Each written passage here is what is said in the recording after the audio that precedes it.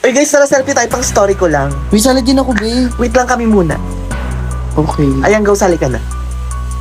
Ayan. Ano, ang ganda natin dito. Story ko to, ha. End up ko sa'yo yung picture natin. Diba? Nakakainis. Uy, anong pinag-uusapan niyo? Wala to. Huwag ka mag-alala. Wala pala eh. Sino ba yan? Hindi mo naman kilala, te. Hayaan mo na. Wait lang, ha. Wait, te, mamaya na yung overnight, diba? Excited na ako.